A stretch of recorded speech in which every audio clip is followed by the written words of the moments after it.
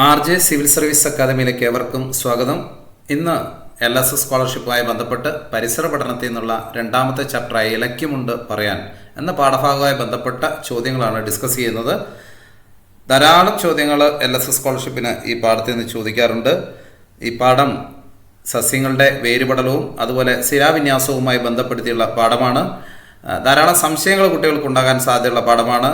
അതുകൊണ്ട് തന്നെ ഓരോ ചോദ്യവും ഉത്തരം എഴുതിയെടുത്ത് ഉറപ്പിച്ച് പഠിക്കുക. നമുക്ക് ഓരോ ചോദ്യങ്ങളിലേക്കും പോകാം. ഒന്നാമത്തെ ചോദ്യം എന്താണെന്ന് നോക്കാം. ഇലകൾക്ക് പച്ചനിറം കൊടുക്കുന്ന വർണ്ണവസ്തു. ഇലകൾക്ക് പച്ചനിറം കൊടുക്കുന്ന വർണ്ണവസ്തു ഏതാണ്? ഹരിതകം. Question number 2. ഒരു സസ്യത്തെ മണ്ണിൽ ഉറപ്പിച്ചു നിർത്തുന്ന ഭാഗം. ഒരു സസ്യത്തെ മണ്ണിൽ ഉറപ്പിച്ചു നിർത്തുന്ന ഭാഗം ഏതാണ്? വേര്. ഒരു സസ്യത്തെ മണ്ണിൽ ഉറപ്പിച്ചു നിർത്തുന്ന ഭാഗം വേര്. സസ്യങ്ങൾ ആഹാരം നിർമ്മിക്കുന്ന പ്രക്രിയയ്ക്ക് പറയുന്ന പേരെന്ത്? പ്രകാശ സംശ്ലേഷണം. സസ്യങ്ങൾ ആഹാരം നിർമ്മിക്കുന്ന പ്രക്രിയയ്ക്ക് പറയുന്ന പേരെന്ത്? പ്രകാശ സംശ്ലേഷണം. അടുത്ത ചോദ്യം ശ്രദ്ധിക്കുക. രാമച്ചത്തിൻ്റെ വേരുപടലം ഏത് വിഭാഗത്തിൽ പെടുന്നു? രാമച്ചത്തിൻ്റെ വേരുപടലം ഏത് വിഭാഗത്തിൽ പെടുന്നു? നാരുവേരുപടലം. എന്താണ്? നാരുവേരുപടലം. രാമച്ചത്തിൻ്റെ വേരുപടലം നാരുവേരുപടലത്തിൽ പെടുന്നു. അടുത്ത ക്വസ്റ്റ്യൻ ശ്രദ്ധിക്കുക. Question number 5. സസ്യങ്ങൾക്ക് വളരാനാവശ്യമായ ജലവും ലവണങ്ങളും വലിച്ചെടുക്കുന്നത് സസ്യത്തിൻ്റെ ഏത് ഭാഗമാണ്? സസ്യങ്ങൾക്ക് വളരാനാവശ്യമായ ജലവും ലവണങ്ങളും വലിച്ചെടുക്കുന്നത് സസ്യത്തിൻ്റെ ഏത് ഭാഗമാണ്? വേരാണ്. അത് ശ്രദ്ധിക്കുക, വേരാണ്. സസ്യങ്ങൾ ആഹാരം നിർമ്മിക്കുന്നത് സസ്യത്തിൻ്റെ ഏത് ഭാഗത്ത് വെച്ചാണ്? സസ്യങ്ങൾ ആഹാരം നിർമ്മിക്കുന്നത് സസ്യത്തിൻ്റെ ഏത് ഭാഗത്ത് വെച്ചാണ്? ഇലയിൽ വെച്ചാണ്. എവിടെയാണ്? ഇലയിൽ വെച്ച്. അടുത്ത ചോദ്യം ക്വസ്റ്റ്യൻ നമ്പർ 7. വിത്ത് മുളച്ച് ആദ്യം പുറത്തു വരുന്ന ഭാഗത്തിന് പറയുന്ന പേര്. വിത്ത് മുളച്ച് ആദ്യം പുറത്തു വരുന്ന ഭാഗത്തിന് പറയുന്ന പേര് ബീജമൂലം എന്നാണ്. വിത്ത് മുളച്ച് പുറത്തു വരുന്ന ഭാഗം എന്തായിത്തീരുന്നു? വിത്ത് മുളച്ച് പുറത്തു വരുന്ന ഭാഗം എന്തായിത്തീരും? അത് വേരായിത്തീരുന്നു. വിത്ത് മുളച്ച് പുറത്തു വരുന്ന ഭാഗം എന്തായിത്തീരുന്നു? വേരായിത്തീരുന്നു. അടുത്ത ചോദ്യത്തിലേക്ക് പോകാം. Question number 9. ബീജമൂലത്തിന് ശേഷം മുളച്ചു വരുന്ന ഭാഗത്തിന് പറയുന്ന പേരെന്ത്? ബീജമൂലത്തിന് ശേഷം മുളച്ചു വരുന്ന ഭാഗത്തിന് പറയുന്ന പേര് ബീജശീർഷം. ബീജമൂലത്തിന് ശേഷം മുളച്ചു വരുന്നത് ബീജശീർഷം. ചെടിയുടെ കാണ്ഡമായി തീരുന്നത് ഏത് ഭാഗമാണ്? അടുത്ത ക്വസ്റ്റ്യൻ. ചെടിയുടെ കാണ്ഡമായി തീരുന്നത് ഏത് ഭാഗമാണ്? ബീജശീർഷം. ഇവിടെ നമുക്ക് ധാരാളം സംശയങ്ങൾ വരാൻ സാധ്യതയുണ്ട്. അതുകൊണ്ട് കൃത്യമായി എഴുതിയെടുത്ത് പഠിക്കുക, ഉറപ്പിച്ച് പഠിക്കുക. Question number 11. ബീജശീർഷത്തിൽ കട്ടിയുള്ള ഇലകൾ പോലെ കാണപ്പെടുന്ന ഭാഗത്തിന് പറയുന്ന പേരെന്ത്? ബീജശീർഷത്തിൽ കട്ടിയുള്ള ഇലകൾ പോലെ കാണപ്പെടുന്ന ഭാഗത്തിന് പറയുന്ന പേര് ബീജപത്രം. എന്താണ്? ബീജപത്രം. ബീജമൂലത്തിനും ബീജശീർഷത്തിനും മുളച്ചു വളരുവാൻ ആവശ്യമായ ആഹാരം എവിടെ നിന്നാണ് ലഭിക്കുന്നത്? ബീജമൂലത്തിനും ബീജശീർഷത്തിനും മുളച്ച് വളരാൻ ആവശ്യമായ ആഹാരം എവിടെ നിന്നാണ് ലഭിക്കുന്നത്? ബീജപത്രത്തിൽ നിന്ന്. എവിടെ നിന്നാണ്? ബീജപത്രത്തിൽ നിന്ന്. Question number 13. വേരിൻ്റെ ഏത് ദിശയിലാണ് കാണ്ഡം വളരുന്നത്? വേരിൻ്റെ ഏത് ദിശയിലാണ് കാണ്ഡം വളരുന്നത്? എതിർദിശയിൽ. വിത്ത് മുളയ്ക്കാൻ ആവശ്യമായ ആഹാരം സംഭരിച്ചു വെക്കുന്നത് ഏതിലാണ്? ബീജപത്രത്തിൽ. വിത്ത് മുളയ്ക്കാൻ ആവശ്യമായ ആഹാരം സംഭരിച്ചു വെക്കുന്നത് ഏതിലാണ്? ബീജപത്രത്തിൽ. Question number 15. വിത്തുകളുടെ പുറമേ കാണുന്ന കട്ടിയുള്ള ആവരണത്തിന് പറയുന്ന പേരെന്ത്? വിത്തുകളുടെ പുറമേ കാണുന്ന കട്ടിയുള്ള ആവരണത്തിന് പറയുന്ന പേര് ബീജകവചം. വിത്തുകളുടെ പുറമേ കാണുന്ന കട്ടിയുള്ള ആവരണത്തിന് പറയുന്ന പേര് ബീജകവചം. ചെടി വളരുന്നതിനനുസരിച്ച് ബീജപത്രം ചുരുങ്ങാൻ കാരണമെന്ത്? ചെടി വളരുന്നതിനനുസരിച്ച് ബീജപത്രം ചുരുങ്ങാൻ കാരണമെന്ത്? വിത്ത് മുളയ്ക്കാൻ ആവശ്യമായ ആഹാരം ബീജപത്രത്തിൽ നിന്ന് സ്വീകരിക്കുന്നുണ്ട്. ശ്രദ്ധിക്കുക, വിത്ത് മുളയ്ക്കാൻ ആവശ്യമായ ആഹാരം ബീജപത്രത്തിൽ നിന്ന് സ്വീകരിക്കുന്നതുകൊണ്ടാണ് ചെടി വളരുന്നതിനനുസരിച്ച് ബീജപത്രം ചുരുങ്ങാൻ കാരണം. അടുത്ത ചോദ്യത്തിലേക്ക് പോകാം. Question number 17. കാണ്ഡത്തിൻ്റെ ചുവട്ടിൽ നിന്ന് താഴോട്ട് വണ്ണമുള്ള ഒരു വേരും അതിൽ നിന്ന് കുറേ ശാഖാവേരുകളും കാണപ്പെടുന്ന വേരുപടലത്തിന് പറയുന്ന പേര്. ചോദ്യം ഒന്നുകൂടെ ശ്രദ്ധിക്കുക. കാണ്ഡത്തിൻ്റെ ചുവട്ടിൽ നിന്ന് താഴോട്ടുള്ള വണ്ണമുള്ള ഒരു വേര്, പിന്നെ അതിൽ നിന്ന് കുറേ ശാഖാവേരുകൾ കാണപ്പെടുന്ന വേരുപടലത്തിന് പറയുന്ന പേരാണ് തായ് വേരുപടലം. തായ് വേരുപടലം. പയർച്ചെടി കാണുന്ന വേരുപടലം എന്താണ്? തായ് വേരുപടലമാണ്. പയർച്ചെടി കാണുന്ന വേരുപടലം തായ് വേരുപടലം. Question number 19. ആഴത്തിൽ വളരുന്ന വേരുപടലം ഏത്? ഇത് വളരെ പ്രധാനപ്പെട്ടതാണ്. ആഴത്തിൽ വളരുന്ന വേരുപടലം നാരുവേരുപടലമാണ്. ആഴത്തിൽ വളരുന്നത് നാരുവേരുപടലമാണ്. അടുത്ത ക്വസ്റ്റ്യൻ നമ്പർ 20. കാണ്ഡത്തിൻ്റെ ചുവട്ടിൽ നിന്ന് വളരുന്ന ഒരേപോലെയുള്ള ധാരാളം വേരുകൾ ചേർന്ന വേരുപടലത്തിന് പറയുന്ന പേര്. കാണ്ഡത്തിൻ്റെ ചുവട്ടിൽ നിന്ന് വളരുന്ന ഒരേപോലെയുള്ള ധാരാളം വേരുകൾ ചേർന്ന് ആ വേരുപടലത്തിന് പറയുന്ന പേര് നാരുവേരുപടലം എന്നാണ്. എന്താണ്? നാരുവേരുപടലം. അടുത്ത ചോദ്യം, ക്വസ്റ്റ്യൻ നമ്പർ 21. ഇലകളിൽ വലക്കണ്ണികൾ പോലെ കാണുന്ന ശിരാവിന്യാസത്തിന് പറയുന്ന പേരെന്ത്? ഇലകളിൽ വലക്കണ്ണികൾ പോലെ കാണപ്പെടുന്ന ശിരാവിന്യാസത്തിന് പറയുന്ന പേര് ജാലികാ ശിരാവിന്യാസം. ഇലകളിൽ വലക്കണ്ണികൾ പോലെ ജാലികാ ശിരാവിന്യാസം.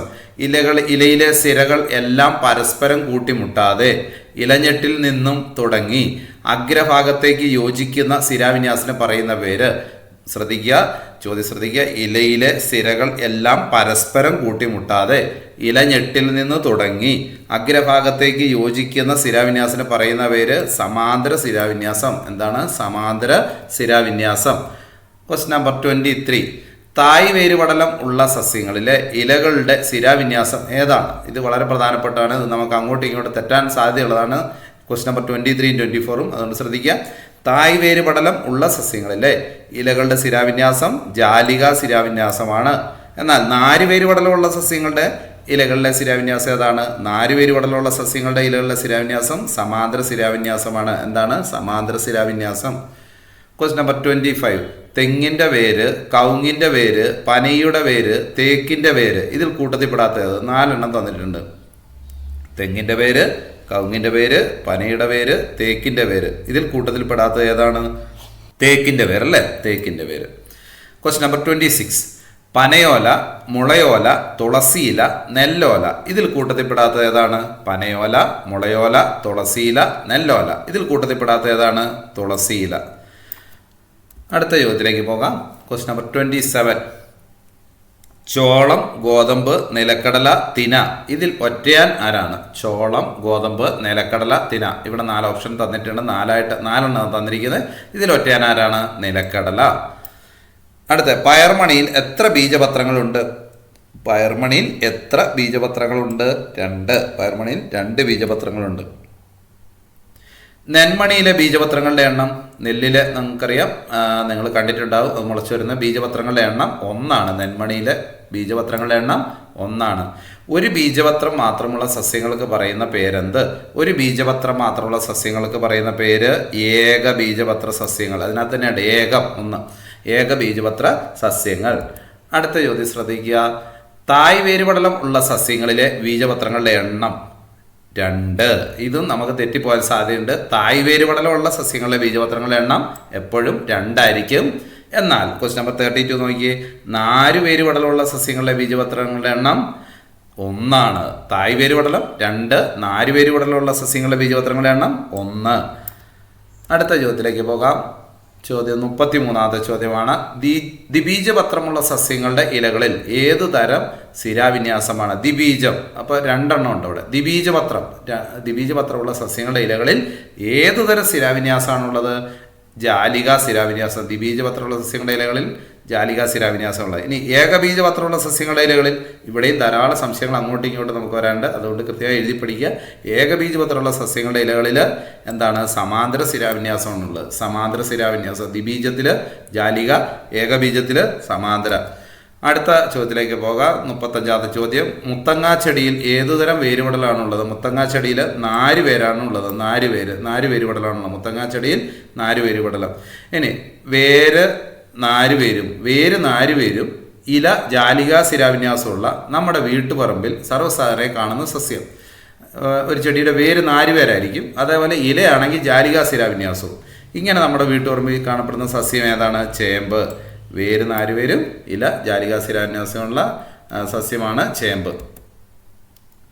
37ാമത്തെ ചോദ്യം ശ്രദ്ധിക്കുക. വേര്, കാണ്ഡം, ഇല എന്നിങ്ങനെ അവയവങ്ങൾ രൂപപ്പെട്ടിട്ടില്ലാത്ത സസ്യരൂപം ഏതാണ്? ആൽമരം. വേര്, കാണ്ഡം, ഇല എന്നിങ്ങനെ അവയവങ്ങൾ രൂപപ്പെട്ടിട്ടില്ലാത്ത സസ്യരൂപമാണ് ആൽമരം. അടുത്തത് നോക്കുക. 38ാമത്തെ ചോദ്യം. വാഴയിലയിൽ കാണപ്പെടുന്ന ശിരാവിന്യാസം. വാഴയിലയിൽ കാണപ്പെടുന്ന ശിരാവിന്യാസം ഏതാണ്? സമാന്തര ശിരാവിന്യാസമാണ്. സമാന്തര ശിരാവിന്യാസമാണ്. വാഴയിലയിൽ കാണപ്പെടുന്ന ശിരാവിന്യാസം സമാന്തര ശിരാവിന്യാസം. അടുത്ത ചോദ്യത്തിലേക്ക് പോകാം. 39ാമത്തെ ക്വസ്റ്റ്യൻ. വാഴയില, ഇഞ്ചിയില, മഞ്ഞളില, ചേമ്പില, ഇതിൽ കൂട്ടത്തിൽപ്പെടാത്തത്. ഇവിടെ 4 തന്നിട്ടുണ്ട്. വാഴയില, ഇഞ്ചിയില, മഞ്ഞളില, ചേമ്പില. ഇത് ശിരാവിന്യാസവുമായി ബന്ധപ്പെട്ട് തന്നെയാണ്. നമുക്ക് നോക്കാം ഇതിലേതാണ്? ചേമ്പിലയാണ്.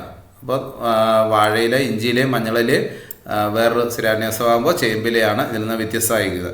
അടുത്ത 40ാമത്തെ ചോദ്യം നോക്കിയാൽ ചെമ്പരത്തി ഇല, ഗ്രാമ്പൂവിൻ്റെ ഇല, ആവണക്കിൻ്റെ ഇല, മുത്തങ്ങ ഇല. അപ്പോൾ ഇതിലും ശിലാവിന്യാസം നോക്കുമ്പോൾ കൂട്ടത്തിൽപ്പെടാത്തത് ചെമ്പരത്തി ഇല, ഗ്രാമ്പൂവിൻ്റെ ഇല, ആവണക്കിൻ്റെ ഇല, മുത്തങ്ങ ഇല. അപ്പോൾ ഏതാണ് മുത്തങ്ങയുടെ ഇലയാണ് ഇതിനകത്ത് കൂട്ടത്തിൽപ്പെടാത്തത്. അടുത്ത ചോദ്യത്തിലേക്ക് നമുക്ക് പോകാം. വാഴയിലയിൽ പ്രധാന സിരയിൽ നിന്നും സമാന്തര സിരകൾ എവിടേക്കാണ് വിന്യസിച്ചിരിക്കുന്നത്? വാഴയിലയിൽ പ്രധാന സിരയിൽ നിന്ന് സമാന്തര സിരകൾ എവിടേക്കാണ് വിന്യസിച്ചിരിക്കുന്നത്? അത് വശങ്ങളിലേക്കാണ്. നമുക്കറിയാം വാഴയില വശങ്ങളിലേക്കാണ്. പ്രധാന സിരയിൽ നിന്ന് സമാന്തര സിരകൾ എങ്ങോട്ടാണ്? വശങ്ങളിലേക്ക്. നാം ആഹാരമായി കഴിക്കുന്ന വാഴക്കൂമ്പ് വാഴയുടെ ഏത് ഭാഗമാണ്? ക്വസ്റ്റ്യൻ നമ്പർ 42 നോക്കുക. നാം ആഹാരമായി കഴിക്കുന്ന വാഴക്കൂമ്പ് വാഴയുടെ ഏത് ഭാഗമാണ്? പൂവ്. വാഴയുടെ ഏത് ഭാഗമാണ്? പൂവ്. അടുത്ത ക്വസ്റ്റ്യൻ നോക്കാം. നാം കഴിക്കുന്ന കാബേജ് ആ സസ്യത്തിൻ്റെ ഏത് ഭാഗമാണ്? ഏത് ഭാഗമാണ്? ഇല. കാബേജ് സസ്യത്തിൻ്റെ ഇലയാണ്.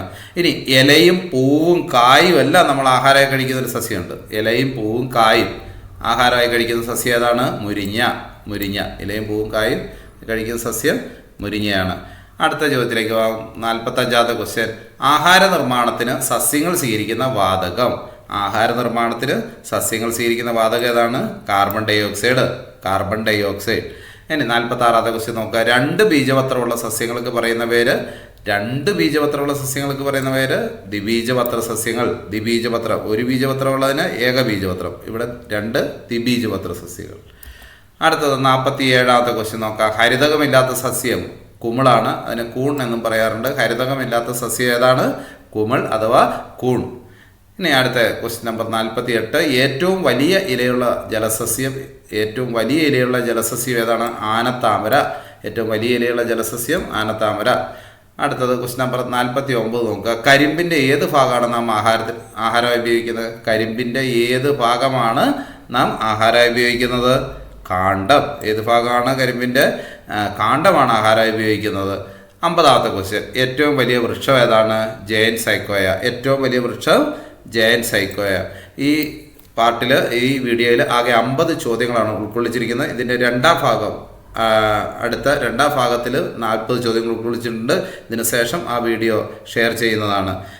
ഈ വീഡിയോ നിങ്ങൾക്ക് ഉപകാരപ്രദമാണെങ്കിൽ ഈ ചാനൽ തീർച്ചയായും നിങ്ങൾ സബ്സ്ക്രൈബ് ചെയ്യണം.